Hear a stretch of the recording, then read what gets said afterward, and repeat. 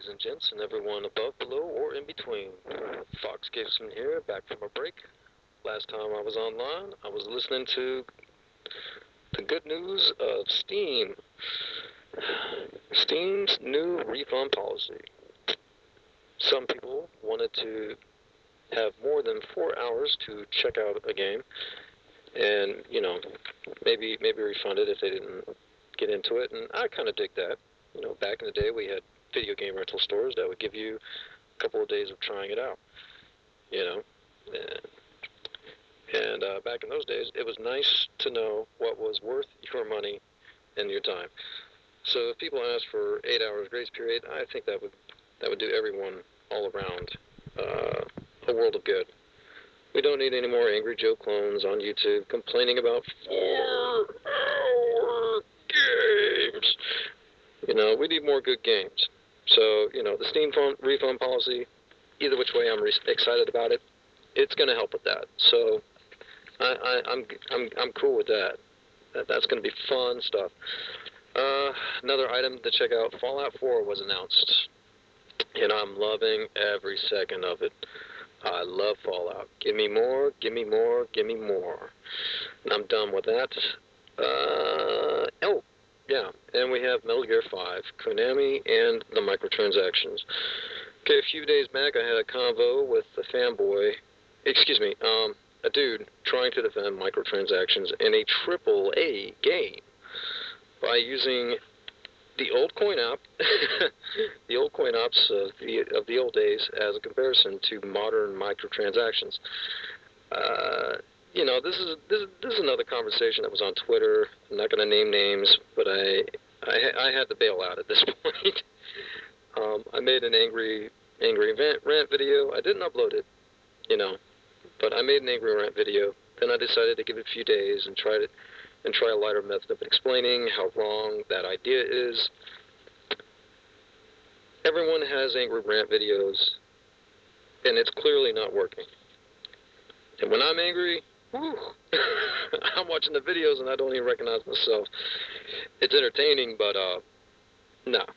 You hear stories from other people on how you're angry, and you're like, what? That can't be me. Then you see videos, they're like, oh my goodness. So no, I'm not going to do it that way. No, my anger works. It's best left in real life, and let's leave it at that. It's not for silly stuff like this. All right, so we're not going to get into We're not going to get into this angry. I'm going to try a different angle. And I love Metal Gear. I have almost all of them. Almost. Still trying to find a copy of the 8-bit NES Snake's Revenge. Still have not completed the Game Boy one. What's it called? I think it's Ghost Babel. I'll have to look it up. It's in storage, collecting dust. So anyway, I love what they're doing with Big Boss. It looks like everything that they're doing with the character of Big Boss. It's what I wanted with Darth Vader, the Star Wars prequels, but we all know that all that went tits up. So, here comes Metal Gear. Yay! But Metal Gear. Okay. So let's take this by the steps. Let's do this step at a time. I gotta explain. Just telling you everybody how it is. Kojima leaving Konami. My thoughts on that? I'm fine with it. That's cool. Contracts in, and people got to part ways and grow. Sometimes that's the way it's got to be. Kojima getting fired. Something not right with that. His contract was a few months to be up, and they just decided, okay, and after 30 years of this guy working with them, all of a sudden they're just going to say, no, screw you, you're fired. And then they cancel Silent Hills. That's something that's not right there. Metal Gear 5 announced to have microtransactions.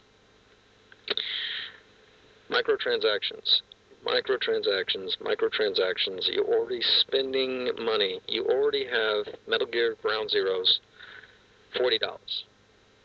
And then you can have the actual game, Phantom Pain, which is going to be $60. So already for this one story, you're going to be paying $100. And you're buying two separate games. supposed games. You know, we all know that Ground Zeroes is basically a demo disc. But anyway, so you're going to be paying $100 to get the full package, right? Already as is. And then you're going to tell me that there's microtransactions? I'm sorry, I'm not buying it. Thank you, Konami. I'm taking a cold shower. Taking a cold shower right now. I'm not on board. I don't have to buy it. I'm out. That's simple.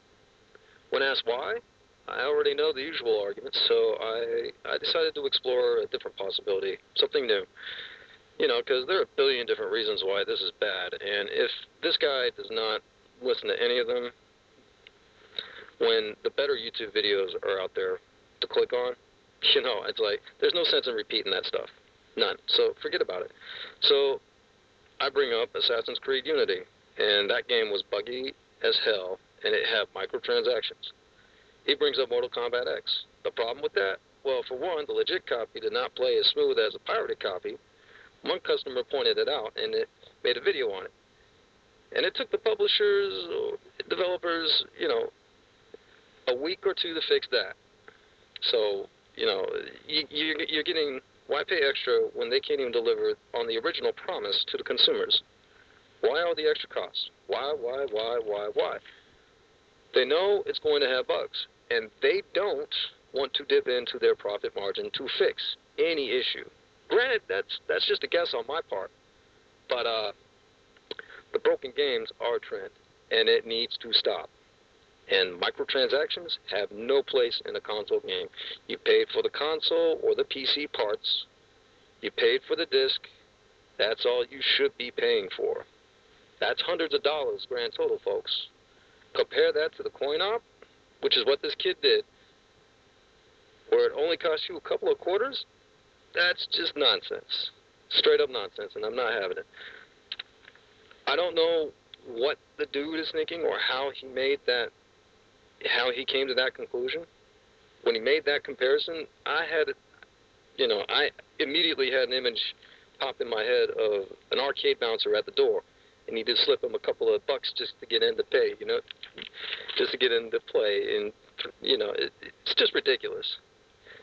And I do this because I'm trying to figure out a way to make this guy's statements somehow make some kind of sense, and I'm failing because I lived in the past. I lived it. I lived those years, and that just wasn't so. So for that guy, you know, I got to list all the places and times to play coin-op, you know, just to clear a few things up for him. Because some fool must have put that idea in his head. You know, some fool must have put the idea that coin-op is the same as microtransactions. Because I don't know how he got that idea by himself. I really don't. You ask around to anybody that was around, it's just not the case. All right. So you never paid a fee to get into the door of an arcade, folks. At least I never had to. Arcades were not nightclubs that needed bouncers or anything like that. You know, I'm just getting silly here, you know, because this is just comedy. They were just dark little holes in the wall. You know, they were just a hole in the wall room that looked like an access room for maintenance of a mall. You know what I mean? You know, the plumber goes in that room, the electrician goes in that room, the AC repair guy goes in the room. You know, there's no, you know what I mean? It was just a dark little hole in the wall. I mean, that's basically what an arcade was. You know, and that, or at least that's the way they look like in the U.S. You know, it's not like in Japan where you see pictures of it, it looks like freaking Vegas. You know what I mean? They were at the exit to grocery stores. You know, you kill time while waiting to get to the register. You know what I mean? It was just something to entertain the kids for like 10, 15 minutes. You know what I mean? They were in the back of 7-Elevens next to the bathrooms. You know, you kill time waiting on your girl to finish in the bathroom. You know, because women normally you normally take a long time at the bathroom. You know, 10, 15 minutes. You know, coin-ops were in the back of the bar or the diner for the patrons to kill time on while waiting to get their turn at the pool table. You know what I mean? You know, just something 10, 15 minutes, just something to occupy, you know. The games were only like 10, 15, 30 minutes. You know what I mean? That was the average time. And, you know, 2 to 3 hours max if you want the max time.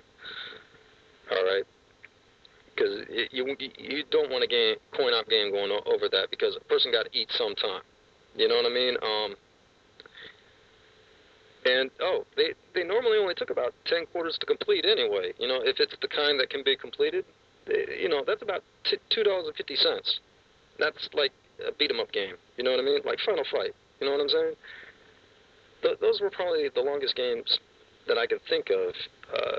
Maybe Magic Sword. That one goes on for a pretty long time, but it's, because you got 50 floors. But there's ways of skipping some of the floors in that. So anyway, that's just an average. For fighting games, 50 to 75 cents. That's about it. Like Mortal Kombat. After 2 or 3 tries, you move on. Got to get good. You're not going to be pumping $60 worth of quarters into that thing. And here's another option that comes up. You could pump a bunch of quarters into those machines to complete them with every selectable character, or you could rent it from like a Blockbuster, keep it for like 4 to 5 days, and 3 to 4 days. You rocked it, you completed it, and then you dropped it. Done.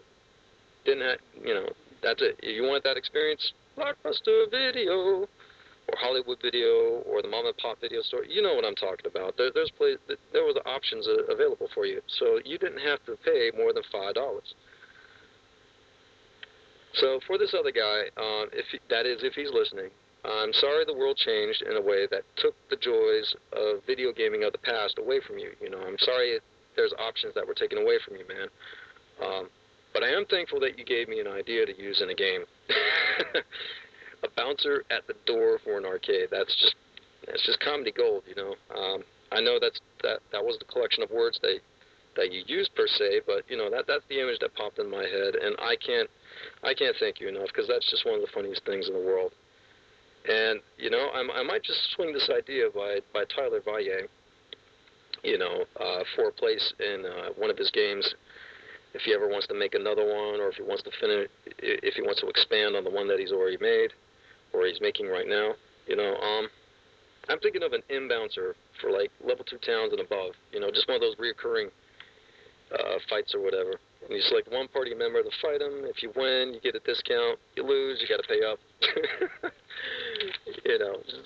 Just something hysterical. It's just something that's funny. It's something I like. It's just taking a really bad argument and turning it into a good idea. I like doing stuff like this. And I have to thank you, sir.